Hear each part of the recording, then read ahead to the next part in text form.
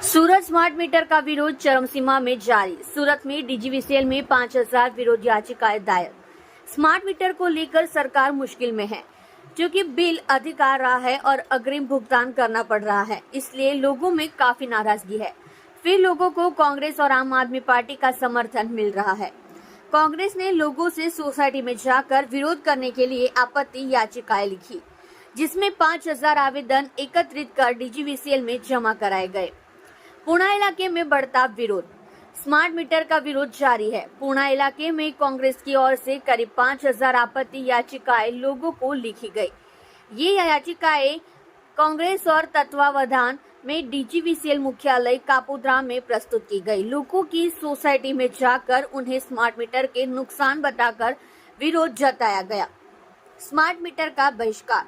Smart meter नहीं लगाने को लेकर आवेदन दिया गया है। कांग्रेस ने दिनेश तावलिया ने कहा कि जनता हाहाकार कर चुकी है, तब हम सभी जिला कांग्रेस के लोगों ने विरोध करने का निर्णय लिया और इसमें हम पहले चरण को लेकर ग्राहक संख्या सहित 5000 आवेदनों का विरोध किया गया है।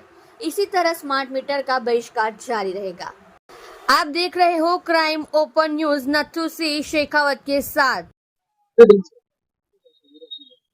आज रोज कापोद्रा खाते दक्षिण वीज कंपनी जे आवेली छे गुजरातनी अने त्या समग्र गुजरातनी अंदर जे स्मार्ट मीटर लगाडवानी शरूआत थई अने ज्यां ज्यां स्मार्ट मीटर लाग्या त्या लोको छे ત્રાહિમામ પોકારી ગયા છે આ સ્માર્ટ મીટરના બિલોથી। ત્યારે પૂણા વિસ્તારની જુદી જુદી સોસાયટીઓમાંથી સુરત શહેર જિલ્લા કોંગ્રેસ સમિતિ દ્વારા વિરોધના કાર્યક્રમ શરૂ થયા અને એવું નક્કી કર્યું તમામ સોસાયટીના પ્રમુખો આગેવાનો દ્વારા કે ઘરે ઘરેથી વ્યક્તિગત ફોર્મ ભરી અને આપણે આપવાનું છે। એમાં ગ્રાહક નંબર અને એમનું જે લાઇટ બિલ છે એમની ઝેરોક્ષ છે કે અમારે આ સ્માર્ટ મીટરની જરૂર નથી, અમારે ત્યાં સ્માર્ટ મીટર લગાવવા આવવું નહીં, એવી 5000 જેટલી અરજીઓ આજે પ્રથમ તબક્કાની લઈને આવ્યા છે।